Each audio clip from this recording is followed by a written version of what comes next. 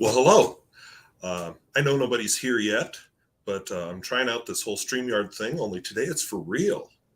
So I'm going to give everybody a few minutes to join because I don't know how many are going to join. It's 10 a.m. here in southwestern North Dakota. We're on Mountain Time, which is what, UTC minus 6 or 7, I forget. But anyway, I'm going to get my coffee. It's all the way across the room here.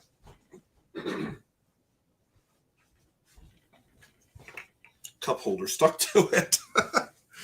Okay, so anyway, I'm wearing a nice squirrel shirt that Mother Squirrel made for me as a Christmas present. Let's see if I can adjust the exposure. Yeah, it helped a little. Anyway, my mother made this for me as a Christmas present. I have there at the State Historical Society. There's a bunch of they were doing a 70s exhibit, and a friend of mine saw a 70s, just picture the 70s, a very 70s looking squirrel patterned purple shirt. She photographed and sent a picture to me, and she says, "I thought of you right away." So I sent the picture to my mother and said, "Have you ever seen anything like this?" And so I've got one. So we got squirrels. It's slightly too short, but otherwise it fits very well, and not so short that it's immodest. So, well, good morning, Mr. Anderson.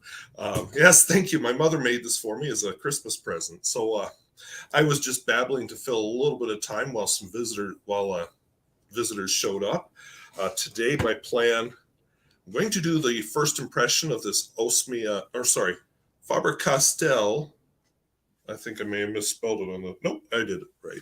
This Faber Castell, and I can't tell if this is the right way or not. Osmia 882. It's a 1950s pen. Hello, Fountain Pen Collection. Good to have you. If you can't tell, I just jumped out of the shower. One of the luxuries of this break. Hello, Ichiro Fakaname. One of the pleasures of this break has been I can read in the morning instead of getting ready for work, and read too much. I'm like, oh yeah, I got to do a video when I thought I should shower so I don't smell funny. Hello, Stefan Feinen. So to fill everybody in, this is really going to be the first impressions of this Osmia. Faber Castell Osmia, I should say, which isn't showing up very well there. But, excuse me, I pre-recorded the writing samples. Oh, that's good. I did take a shower before I jumped online. So that's why my hair's still wet. And then later this afternoon, I'm getting a haircut. So looks like we're up to 9 people here. But anyway, I pre-recorded the writing sample with this. One of the things with the writing sample, that's when I first got these new lights here.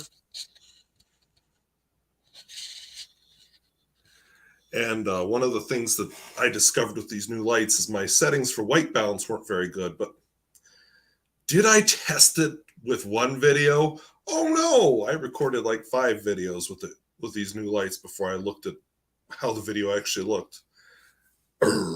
So anyway, so the white balance is going to be a little bit off, but I'll get myself through those 5 videos, and then everything will be good again because now I know how to work with these lights, and I like them a lot better now that I know how to work with them. And it's nice having so much more floor space in my entryway because they are in the entryway. So anyway, enough babbling. I got 9 people here. Oh, hello, Edward Wiper. Glad to hear that. Unless I upgrade my account on this from the free one, I'm limited to 720p on the videos, but I'm okay with that. So glad to hear everything's working though. So what I'm going to do, I'm going to run the pre-recorded video. I just have to remember how to do it. Present probably. Did it last night. So present video file. And I'm in the wrong spot, of course. So pre-recorded, boy, it's been, how long ago did I get these lights? It's probably been at least a month. Let's see. November 1st is when I filmed this. So yeah, it's been over a month. This is my Faber Castell pen. Apologies for the dust. These new lights seem to pick it up better, and yeah, I promise I dusted it right before I hit record. So, let's take a look at it. So what we have here, we've got Faber Castell. Back here, let's turn on a light so we can actually see that. 882 extra fine. On the finial, we have some kind of branding, and on the other finial, nothing. Open it up, we have a rather nice ink window, ebonite feed, and what is presumably the extra fine nib. In this lighting, I really can't make that out, but looks like some kind of branding on it. Let me just grab my loupe, just for my benefit, not for yours, because it doesn't translate well to camera. Okay, it says Faber Castell 14K 585. And that same emblem is on the nib. See, emblem, Faber Castell 14K 585. Alrighty, the piston. Oh, come on, focus. There we go. The piston seems to operate smoothly.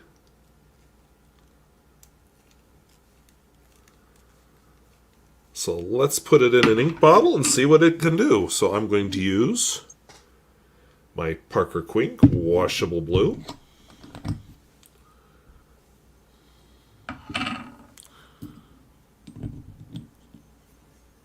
Let's just turn this on. Let's see if this helps. Oh yeah, bubbling. So this is a Proto Pens.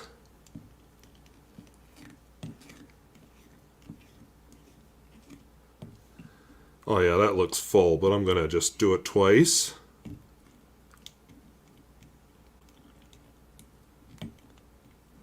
Had a few more bubbles that time, but not a lot. And we'll just drip out 1 or 2 drops. There we go.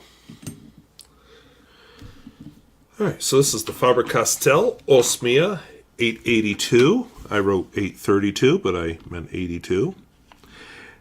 And, of course, I'm using the ubiquitous Parker Quink. Washable blue.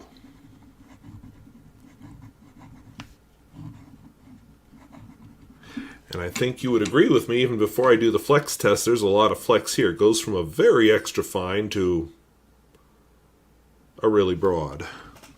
And I'm not forcing it, because I'm not into that kind of thing. So Parker Quink washable blue, as far as the flex test. We've got flex action going on here. Wetness and flow.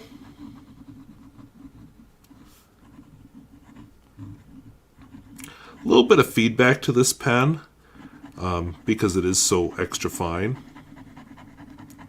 Also, I'm thinking it could be just a shade longer. Maybe I could post it. I don't usually post pens, but maybe this is one that wants to be posted. So wetness and flow, smear test. It'd be nice to have that on camera. Smear test.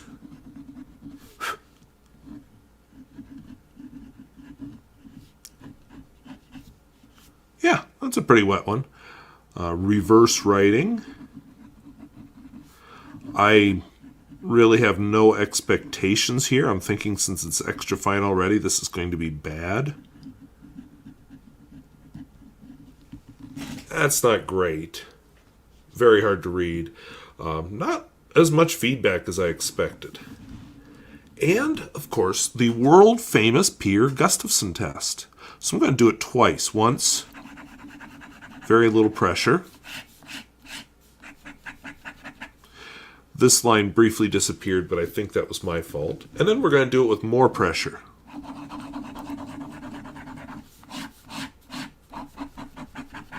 And I think it kept up both times. So I'm excited to try this little pen.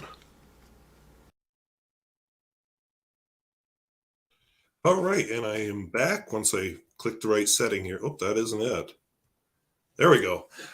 So Ichiro Fakanami, I was in the process of responding, but Ichiro Fakanami asked me if how it compares with Faber Castell's current, um, excuse me, current nibs, and I have not used a modern Faber Castell in many years. I used to own a Faber Castell Ondoro. I look really red on the screen. A Faber Castell Ondoro many years ago. I wasn't a huge fan. I have not used one since then. So I guess I couldn't tell you. I remember it wrote all right. I just didn't care for the pen a whole lot. You know, this is pretty smooth.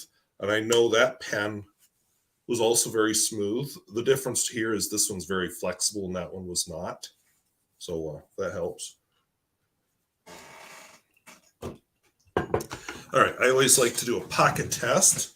So Mama Squirrel put a pocket on this. Slips in with no trouble. So what do I think now? Well, I'm going to tilt the camera down and do, I've bookmarked, yes, I'm using a black and red for my first impressions. I've bookmarked the page that has this pen on it.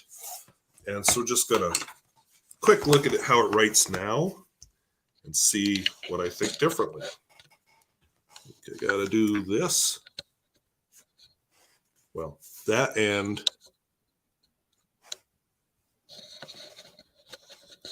there we go. I knew I'd get it eventually. Oops, that's magnifying. I don't want to magnify. So this is it. I have cleaned it out. I filled it up with, I think it's Lamy Bronze. Just misspelled Lamy, but we'll just keep going.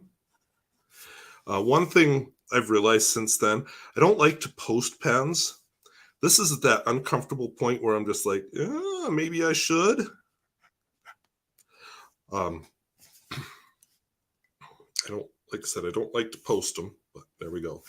Fits a little bit better posted now. But what I wanted to show you is, you know, if I don't use any pressure at all, that is definitely an extra fine. Now, if you're into extra fines, that's probably great. If you're not into extra fines, not so much. But there's the true power. And some people do this braid thing, which I'm not good at.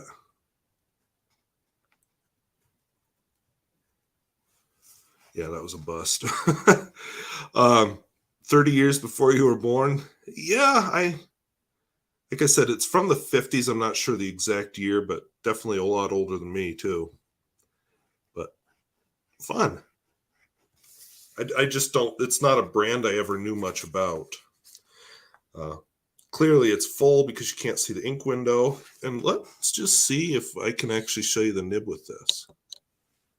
Well, sort of. There we go. Not amazing, but oh, if I tilt it though, maybe. There. So it's actually a dual tone nib, ebonite feed, I'm guessing. So all in all, a nice little pen. Just probably not one I'd use as an everyday carry type of pen. And I'm upside down. Okay, now I'm right side up. So I don't know how long I've been, let's tip her down here. I don't know how long I've been doing live streams, but it never occurred to me, because the head on the camera rotates, it never occurred to me before that I could just tip the camera down and hit the flippy over button and be able to look. So I've always done this weird rearranging of the camera and things before now. So that was kind of fun. Yes, very nice flex. And so I will tell you, I have two pens that I've always wanted a fine flex nib on. One of them is my Omaso Ogiva cocktail pen. It has a medium extra flessibile nib. And I always thought, wouldn't that be a fun pen if I could if I would have gotten the fine extra flexibile nib, but at the time I bought it, Omas had gone out of business. Retailers hadn't realized that, oh, wait, we should jack up prices. And so I took what I could get. The other one, I've got no, it's not over here. Pelican M1000 with a medium nib on it. And I really wish I had the fine because that is a fun nib. Thanks to Moto Lisa for introducing that one to me. I see we're up to 14 viewers here. I just had an idea since we're doing flex. I'm going to go grab 2 pens that I didn't bring over. We're going to just do some flexing. And yeah, it's a short sleeve shirt, but we're not going to do that kind of flexing. Don't worry, didn't go far.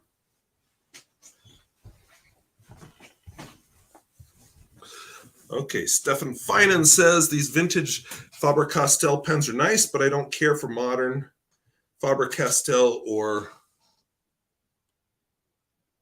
GVFC. I should know what that stands for. I know it's something von Faber Castell. I don't think it's gross. Don't remember what it stands for. Too much chrome and too thin. Yeah, I had the Faber Castell Ondoro. I ended up selling it. It looked a lot like a number 2 pencil. What I didn't like about it was it had this chrome cap that would just pick up fingerprints if you looked at it cross-eyed. And it just had other pens I liked better. Graf, thank you. Need to try to get those thumbs up to 14. Thank you, an ink guy. You must be on holiday break too. Although I'll bet, knowing where you live,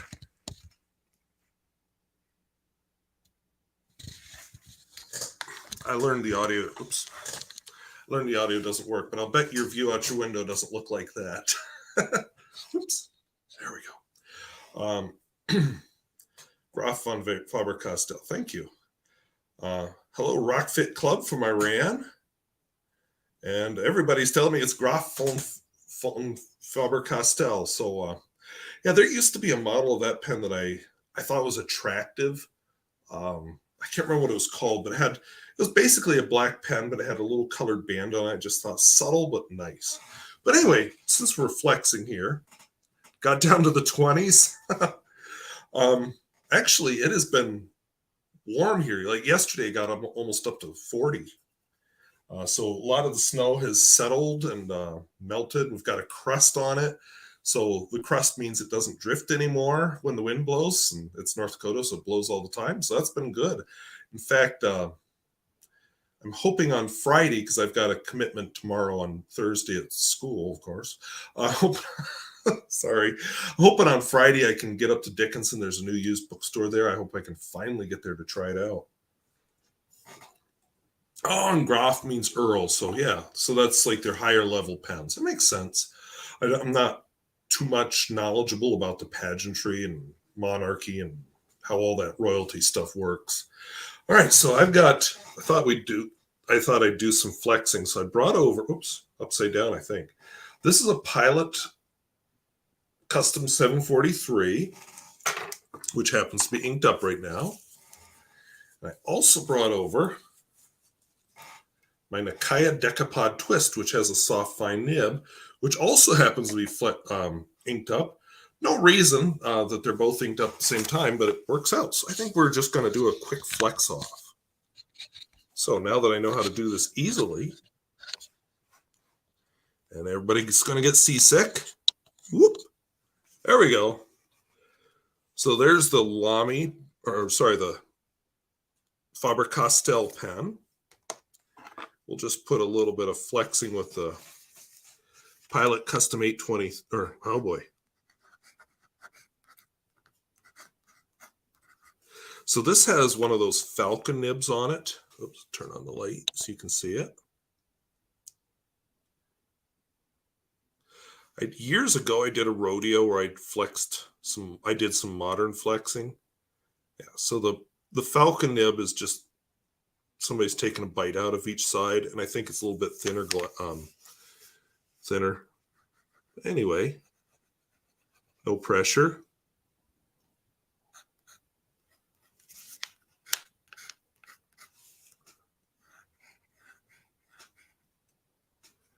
So we'll try to do that braid thing again.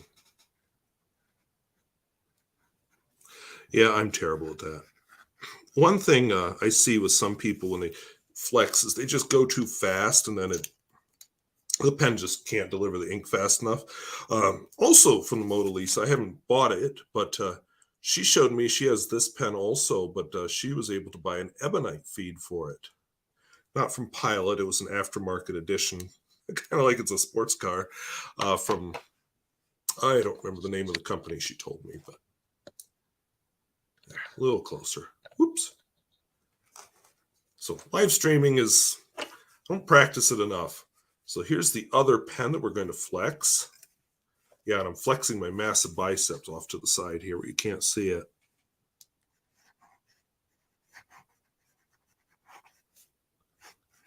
So this isn't really a flex nib.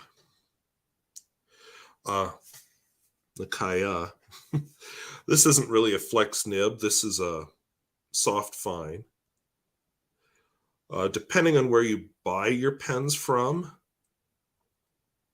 you know, if I buy another expensive pen, nibs.com has an option of having it ground to a, oh, what do they call it?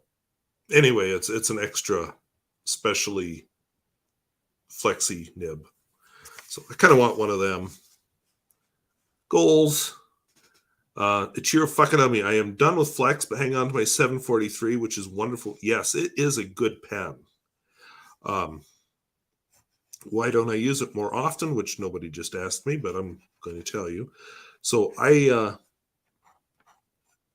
just like using the 823 better, but really they feel a lot the same. In fact, that could almost be a rodeo where I compare the 743 to the 823. Okay, FA, not Falcon. I should just call it an FA nib. Thank you for pointing that out. Or maybe I could write it over here also with a different pen. Awkward. Okay, what was I doing? I was about to. So years ago, I did a video where I compared different platinum nibs, and I found out that these soft fine nibs and the medium fine nibs are actually made out of a thinner piece of gold than the regular fine and regular medium. And I think that must be what gives them their flex. Chiro Fakanami, the only difference between the 823 and the 743 is the filling mechanism. That got me curious. I'm going to go off screen again. See, I edit all this out.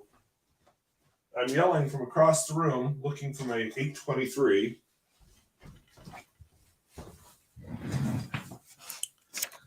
So let's just find out. So this is before it rolls away, I'm going to put the Nakaya back in its little pouch. So we'll back up a little bit here. So this is my 823 that I just recently cleaned out. This is the 743.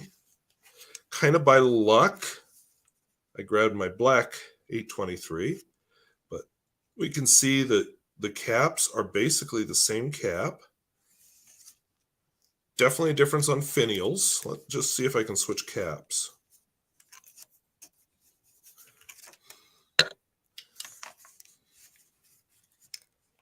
Okay. Sections look and nibs look almost identical. I mean, the nib on the 823 is fancier, but it's also not an FA nib. Yeah, 743 has a lot of nib options. Like I've thought about, they've got a music nib, they've got a Waverly nib, they've got all kinds. So there's the 823 cap on the 743, 743 cap on the 823. So yeah, the caps are interchangeable. I can tell the difference because the 823 one is translucent, which you can barely tell on this camera, but yeah. Yeah, but anyway, a lot of fun options. And, you know, back before I got headed down this vintage rabbit hole, I was really seriously thinking about getting some more nibs for the 743. But the vintage rabbit hole kind of sucked me in. Now, I happen to have two other pens inked up. This is an extra fine. This is a Montblanc, I think 225. I really can't read it, but it says right there what it is. Loop.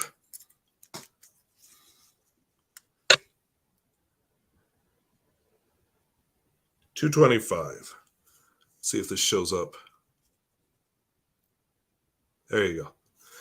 So it has a extra fine nib. Nothing too fancy written on it. This is from the 60s or 70s. I can't remember.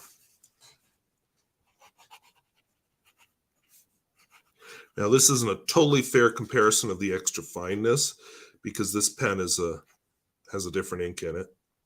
What ink? Good question. Smoky, I think it's Edelstein Smoky Quartz.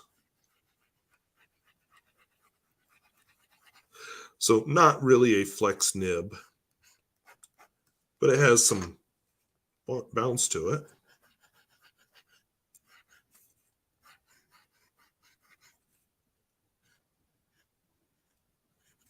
Yeah, so not a flex nib, but definitely broader than the Faber Castell extra fine. And I grabbed another one. This is a Montblanc 32, also from the 60s or 70s.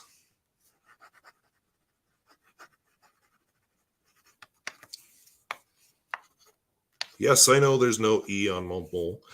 This is also supposedly an extra fine nib.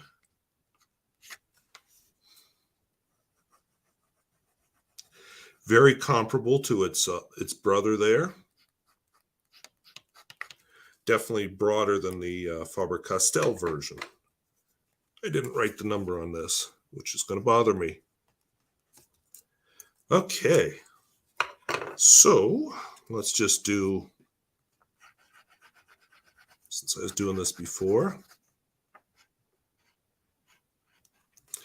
and I'll just give you a quick look at the nib. Nothing too exciting to see on this other than it's inlaid.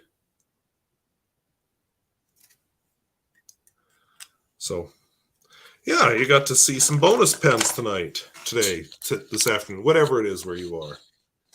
And we're back to my face, which is upside down. Let's turn off this light and put me right side up. So I'm seeing one of the options of StreamYard is I can actually switch between multiple cameras, so I might have to play with that a little bit. Sajad Hussein, welcome. Late again. Yeah, I will be. I am sorry. I was going to set up a notification this morning, and well, like I was telling everybody earlier, one of the perks of this break is that I like to get up and read. And usually I don't. Usually if I'm reading, it's like while I'm eating breakfast. So I've just been able to get up. I had my book sitting by my bed and just get up early, read, and let's get going with the day. And yeah, I didn't get this scheduled, and then I just popped on live. As for notifications, it's YouTube. YouTube, you never know. I discover a lot of people that I follow. Oh, why didn't I watch that video? I never saw a notification for it. That's why. Okay, Achiro. Oh, I missed your comment there. Speaking of things not noticed, Achiro Fakanami says, after years of praise, suddenly I am hearing from people who are not Faber Castell fans. I use my Neo Slims fairly constantly. I don't know what a Neo Slim is because I don't know the Faber Castell brand really, but I'm going to assume that's what that's from. Yeah, I won't say I'm not a fan. It's just I had the Ondoro, and there was enough that didn't appeal to me about it that I sold it. It wasn't a bad pen. I just had other pens I liked better, like the Lamy 2000. I've always heard they have good nibs, but I don't know. I guess I just don't know much about them. Raheem says, I've just got interested in classic pen collection. Hopefully I cherish this hobby. Yeah, actually, classic pens can be quite a rabbit hole to go down. I have a bunch of them over here ready to go. I'll just hold up three. One of these is Bulgarian. One's East German, and I can't remember what the other one is. But anyway, they're great pens. Just, with vintage, you got to be willing to either pay money to buy ones that have been restored or willing to restore them yourself. So, and my version of restore is quite different from what other people might do, because mine is it functional? Other people actually try to restore them so they look like new again. And I don't care. That's not my deal, because I'm not doing them for resale. So, one of the ones I just held up definitely could use some polishing, but oh well. So we have Alfredo Gallardo, hopefully I pronounced that right. Hola, Senor Squirrel. Greetings from Mexico. Well, welcome. I'm going to guess down there you're a lot warmer than we are here. I don't think we're above freezing yet, but we are probably going to be above freezing by the time I walk down for my haircut at 1:30. So, yeah, got to walk slowly, but I don't want to slip on ice. But I walk, so there's that. An ink guy, yeah, I think you caught on. You caught on a lot faster than I did to that name. Fountain pen collection. Have almost all modern Faber Castell pens except the Ondoro. Yeah, and I just, like I said, I started going down the vintage pen rabbit hole, and really haven't bought that many modern pens, especially pricey ones, except for those handful that have been funded by the advertising from this channel. So, yeah, I don't have much experience with Faber Castell. Last night I was watching, well, it was a live stream, but of course I came in after it was over, but Hemingway Jones was comparing the Visconti Homo sapiens and the Mont Blanc 149. Thought that was kind of interesting. Stole my last name from Homer Simpson filling out a form. I remember when I was in high school, the Simpsons were really controversial. Like, I think that would have been President Bush Sr. back then, wouldn't it? I remember it was him or Dan Quayle or one of them was making a comment about, disparaging the Simpsons, and, we're better than that. I'm going to have to look that up after this is over, but I've honestly only seen like 1 or 2 episodes of The Simpsons. I know they're the yellow people, but don't know much about them. I was surprised recently to learn that they're still on. So, I don't know, maybe I'll have to try out an episode or 2 sometime. I know the same guy did Futurama, which I did enjoy, although... Okay, so I'm never sick, but a few years ago, back a few years before the pandemic even, I had to call in sick multiple days to work, spent my weekend sick. And when I say sick, I was sick. And so I binge watched all of Futurama during that, because I didn't even feel like, I didn't even have the energy to read. So now whenever I see Futurama, I think of how sick I felt. So, yeah, Talks from the Heart, welcome. I'll just give you a closer look. My mother made this for me. So for those who weren't here earlier, last summer, one of my friends was at the State Historical Society. They had a 70s exhibit out, and one of the shirts that was out, and you know how garish some of the fashion was in the 70s, one of the shirts that was out was like this bluish purple shirt covered with squirrels. So she took a picture of it and said, "I wish I could buy this for you." So I sent it to my mother, and I said, "Hey, if you feel like making a shirt, make one like this." And I mean, this isn't 70s garish. This is pretty conservative, actually. But anyway, she made me a squirrel shirt, and I'm wearing it all day today. I was going to wear it to school last week, but then we had very, very sub-zero temperatures, and I just like, no, I'm not wearing a short sleeve shirt to walk to work. So anyway, I'm wearing it around the house today. Could start selling merch. I don't know how long it takes my mother to make a shirt like this. Why don't I try Indian fountain pens? Actually, I do. I have one here that's going to be filmed soon. I was looking at a Wallety I have sitting over there. I have a few that are going to be showing up. And I have done a few Indian pens in the past. So I'm responding to Grandpa fountain pen reviews here. But yeah, I've done Indian fountain pens, and I will do them again. I have, what was it, a Camlin Sovereign, I think? It's a vintage Indian fountain pen. In fact, maybe I should ink it up again for pens in use just to show you that I have done Indian fountain pens. Don't know if I have any Fountain Pen Revolution ones. It's an ebonite one I did once. I did a eyedropper filled one.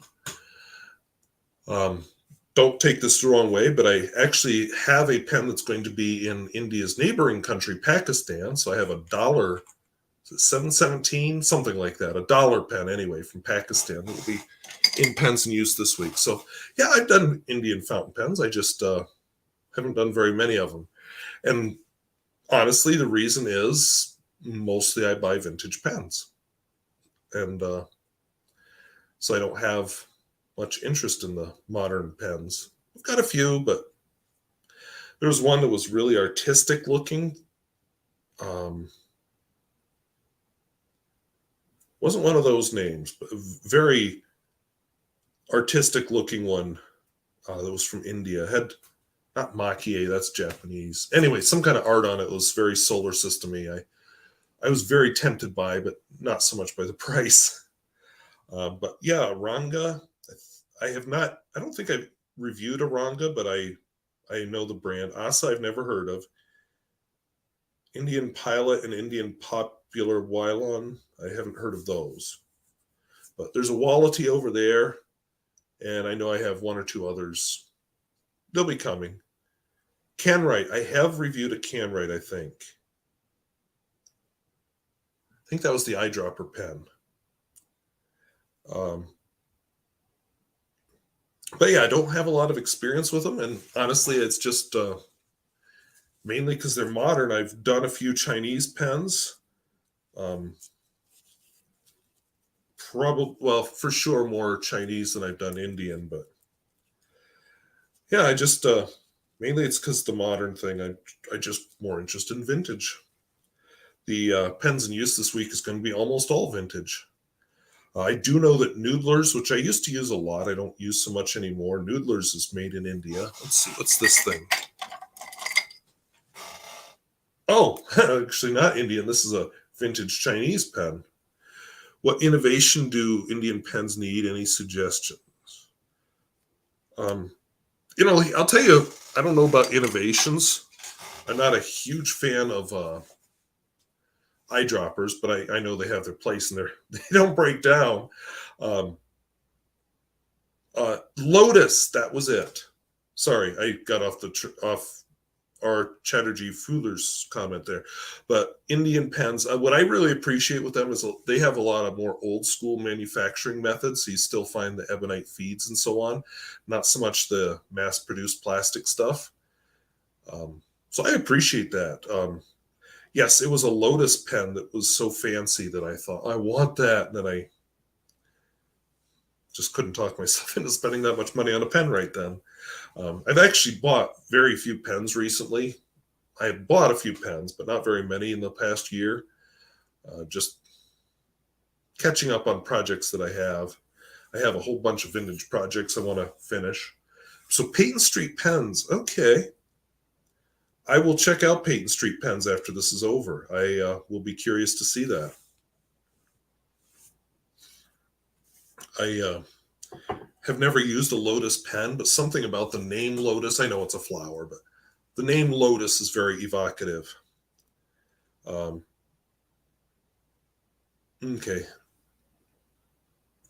Yeah, I just don't know the Indian market.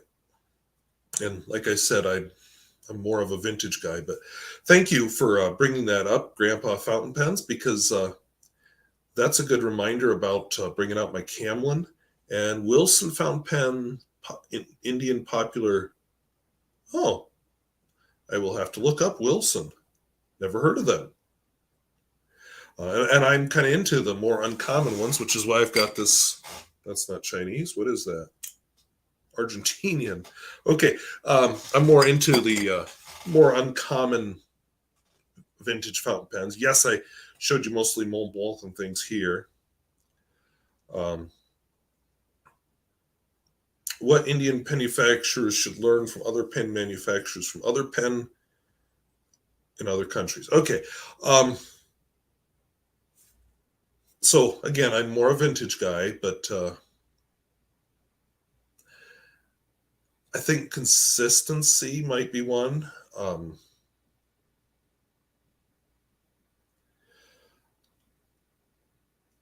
I think, going for their own look. Like, I think this is a great looking pen. It's an eyedropper. This is definitely a distinctive pen. I know one of my comments is going to be when I use it that it's too big, but this is very distinctive. From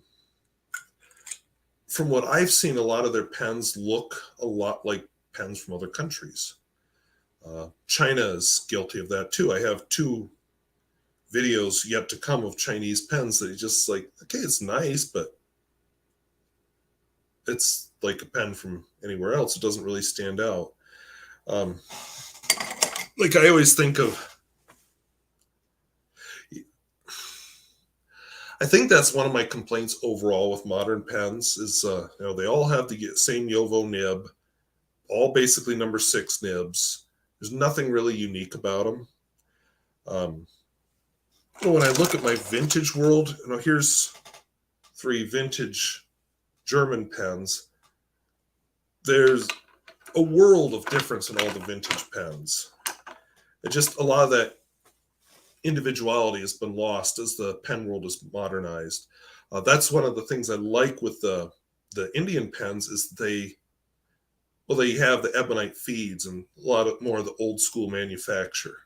I'm just going to go grab my other one that I know is right to hand.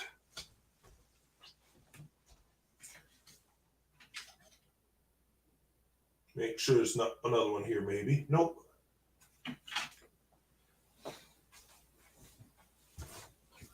All right, so here we go. Here's a wallet. Here's the wallety pen I was talking about. And actually, that might be something. I am impressed that they used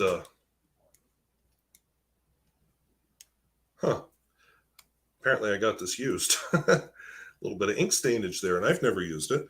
But I'm impressed that they used a piston. I just think the eyedropper thing isn't the best. Okay, let's move on. Lotus carved pens are very exciting. Yes. In fact, I feel like the solar system one I'm thinking of was a Lotus carved pen. It had art on it anyway, and it was just more than I wanted to pay right then. Grandpa Fountain Pen Reviews. Generally, Wilson make a premium copy of Parker and Schaefer pens like Parker 45. Inspired Wilson Cornet and Wilson President. If you make video on it, Indian viewers love it because Indians love it. Okay, I'll have to look at that. Do you think more pen manufacturers should go for more better engineered feeds than making good looking bodies? Okay, the main thing with a pen is it has to write. So if it doesn't write, who cares what it looks like? I think, it's wonderful that they have every Indian pen I have, I think, you can't see that because, every Indian pen I have, I think, has a ebonite feed. Autofocus doesn't like it though. This other one over here has a huge ebonite feed. In fact, this is a very big nib.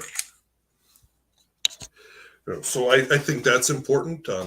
There's an aftermarket. Like I said, when I held up my Pilot Custom 743, there is an aftermarket ebonite feed available for it. So I think people like an ebonite feed. I don't know if they're harder to make or what. Bodies, it'd be nice if you could look at a pen and say, oh, that's an Indian pen. There's something unique about it.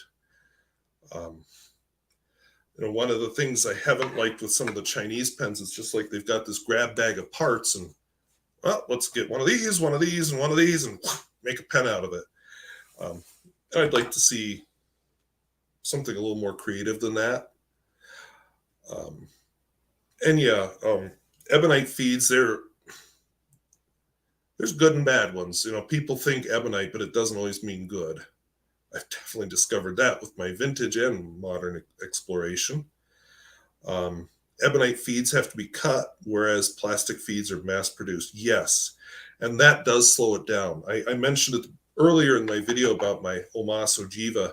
That has an ebonite feed, and I don't know if they still have it on their channel, but Goulet Pens did a tour of their factory, and yeah, all those feeds were cut by hand, and I think that was one of their problems, was that sustainable in the modern pen market. Omas had several problems, but I'd like to see that continue if possible with Indian pens. But Jacob Sampson points out you really only need an ebonite feed if the nib is starved of ink. And yeah, so I talked about when I write with some of these flex nibs, I just go slower and then it keeps up. Can't write full speed when you're fully flexing, but did people do that back in the days of wet noodle pens? And I'm not totally convinced that they did. Grandpa Fountain Pen Reviews, kindly try Can Write Heritage Fountain Pen. Came with an ebonite feed and piston filler and comes with a lot of nib sizes in an affordable range. I'll have to look at that. Yeah, the ones I have, mostly from Fountain Pen Revolution, I can't even... Yeah, I need better light. I can't really read that nib. But, yeah, I know like Noodlers wanted to do ebonite for his feeds, but a big thing with it was he wanted a big ink channel. In fact, you look into some of those wet noodle type pens and they've got a huge ink channel. In fact, even though I haven't reviewed it yet, we're just going to pull this puppy out.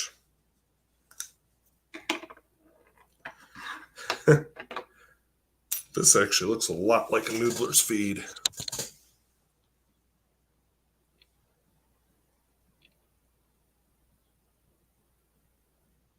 So this is from the Indian pen. You can see the fins there. I'm trying to show the channel. It's not lighting the way I want it to. Doggone it. Try turning it on its side. Yeah, I can't quite show it. That might be something I'll have to do for a pre-recorded video. But yeah, it has a nice ink channel. And one of the things you can do as a pen user is you can carve your ebonite feed and make it flow better. You can heat set your ebonite feed. There's a lot you can do with your ebonite feed that with a plastic feed you just cannot do.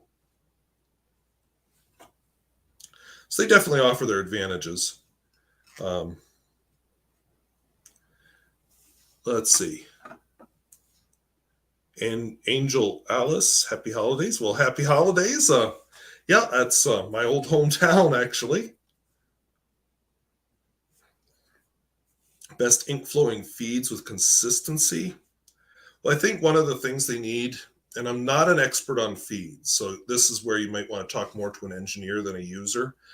But I think they need sufficient fins to absorb the excess so that when they want to burp, it just kind of goes into the fins rather than out the end of the nib. They need a decent enough channel, but the channel has to match up with the nib. Now, if you're doing a flex nib, you want more. Broad, you probably want a deeper channel. A fine, not so much, because then you have all this ink and it just glops all over the paper. But yeah, talk to some people who are more experts on the engineering side of it, because I'm not. I look at the feeds when I take them apart. Some of them are very interesting.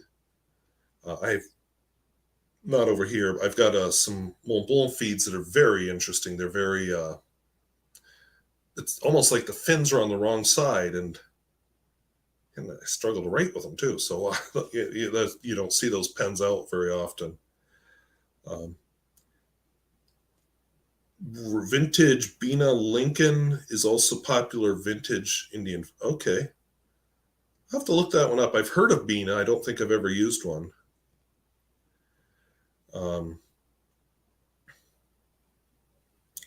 Let's see. Aurora. Yeah, Aurora is another one that makes their own feeds that are ebonite. But then you look at like one of my pens I'm going to sell here. Got a couple here I'm going to sell actually. Oh, let's grab this one too. So I've got here this is a Sailor. I forget what it's called. But anyway, it has just an ordinary plastic feed on it. Turn the light on again. Ordinary plastic feed on it. And yeah, people like these. Autofocus doesn't. But Sailor is considered to have very good nibs. Now, deserved. I know on here I've got some fans of Sailor. Here's a Pelican M800 with, I believe they also use just plastic feeds, but they have their own. You know, I think Pelican makes its own nibs, its own feeds. Realo, thank you. And then I've got a upcoming review that apparently didn't get as dried out as I thought. This is a Chinese Moon Man, but anyway, I'm going to pull out the feed here. Here's another one. It's not Moon Man. I think it's Pen BBS that's guilty of making very fragile feeds that are just too thin. The fins are too thin, then they end up bent. But, you know, this is a pretty standard plastic feed for a number 6 nib. Okay, Ichiro Fukanami says Sailor nibs are stiff, no special feed needs. That I can agree with that. I don't have a lot of Sailor experience, but I don't think I've ever seen. I need better light to put that nib back in, so we'll put that nib back in afterwards. But yeah, stiff. The only thing I can think of is like I have a music nib here that I would guess needs a special. Oops, sorry. It needs a special feed. Maybe not. I know when Noodlers did theirs, it's got a double channel. I know like Platinum has a special feed for their music nibs. So possibly that, or I don't know what all they're called, but Sailor has some very exotic nibs where they just like weld 3 or 4 nibs on top of each other like that. And then they have all kinds of interesting cuts on them. And I'm thinking those must have a special feed. I don't know. That would be interesting to find out, actually. I've always wanted to try one of those exotic nibs. I haven't so much wanted to pay for one. I always thought it would be fun to try them. Some of them do quite impressive writing. But yeah, I've always heard Sailor has good nibs. I personally think Pilot has very good, reliable nibs.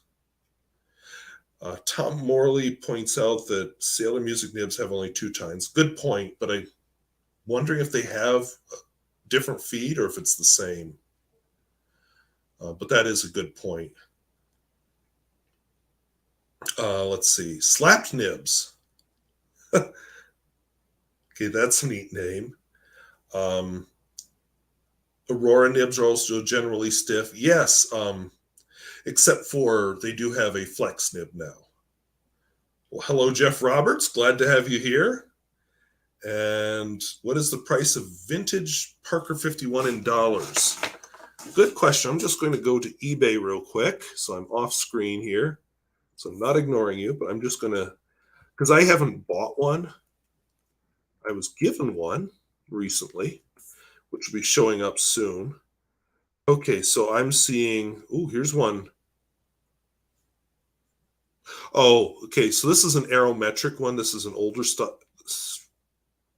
Oh, no, this isn't the old style. $250. Okay, from the United Kingdom. There's one for $87. Here's, now we're down to $51, $60, $56. 22, but they're bidding on that one, and there's 8 days left on it. So I think that one will go up $60. So I'd say most of them seem to be between $50 to $100. Just, looking at this quick one page on eBay. I don't know where this tab is that you're all at. There we go. But yeah, they okay, and fountain pen collection added in, because I'm not super familiar with them. I've never, like I said, I've never bought one. I traded for one once, and it was in a batch of 7 pens that we traded back and forth. So who knows what he thought was equivalent to that one. And then I was given one just recently, over there, by my brother and sister-in-law, because they were cleaning out a house. Her grandmother's house, and they found some old fountain pens, and one was a Parker 51. If they'd have known they could have sold it for $150, maybe I wouldn't have gotten it. Okay, Tom Morley says the Sailor has the same feed on the music. Thank you, that's good to know. I didn't try taking it out, but yeah, it looks the same from the back.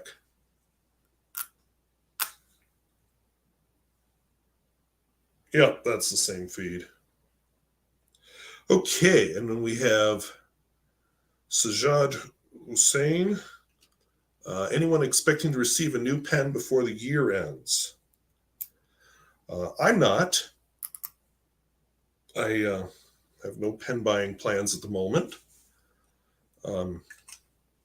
Saving up for, like I said, that expensive pen that I've been thinking about, but not there yet. In good condition. Yeah, good condition, probably you're at the 100 to, or maybe at Fountain Pen Collection's range of prices. Okay, good to know. Ooh, Visconti Mirage Mythos Apollo. Speaking of evocative names, that's definitely an evocative name. I think I own a Visconti Mirage. I think it's in my collection I'm going to be selling, but I think I do own one. Vintage Schaefer Target. Yeah, I need to explore that Schaefer world a little bit more in my whole vintage journey.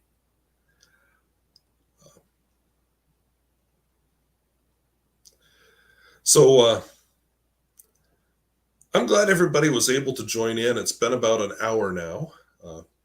We got up to 23 views. Saw a few new names. How do I compare the vintage Montblanc telescopic piston system with the modern auto hut design? Good question, and I don't have a good answer for that. I have never used the auto hut piston. I've never used an auto hut pen in my life, so I can't say anything intelligent about that. So hopefully there's somebody out there who can. I like their vintage pistons, but I don't know how they compare, so sorry. But anyway, I wanted to thank everybody for joining in, and thank you, Sicario Camisado. Yeah, this is my mother made this for me for Christmas. Yeah, I was just finishing up here. We were looking at a vintage Faber Castell, and then we were just talking. I actually got into some technical weeds here where I just didn't know answers. So definitely that's always have a lot more to learn. And I just figure once you feel like you know everything, then, well, Dunning-Kruger or something, it's a good time to start learning. But I always find that the more I learn, the more I discover I need to learn. Like, I never understood the different kinds of pistons until I've got some pens over there with pistons that have been all taken apart. And I'm just like, everyone is different. So lots to learn. So anyway, I thank you all for coming on. I'm sorry I missed some of you, but I'll have to do live streams more often. It's hard during my regular work week, but I will answer this last question here. Our Chatterjee Fuller asks if he should buy vintage Montblanc telescopic piston system pens. Yes, vintage Mont Blanc pens are amazing. And if they're iffy on the price, Mont Blanc had a lower cost student pen version back then called Monte Rosa. Those are also quite good. Just check, make sure you don't have a cracked feed collar, because that's an issue. Oh, it's not over here. That's an issue with some of them that I've bought. But yeah, Monte Rosa makes some very good pens, and they're Mont Blancs also. So David says, go and get your hair cut. Well, 1:30, but I've got a few other things to do in the meantime. But anyway, I want to thank you all for watching. I will be curious to see how this StreamYard thing turned out. And who knows, I may have to use it more often and mix pre-recorded video with live. So thank you for watching. We'll talk to you later. Bye-bye.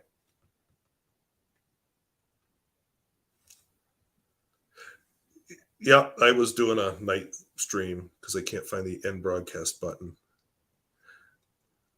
There we go.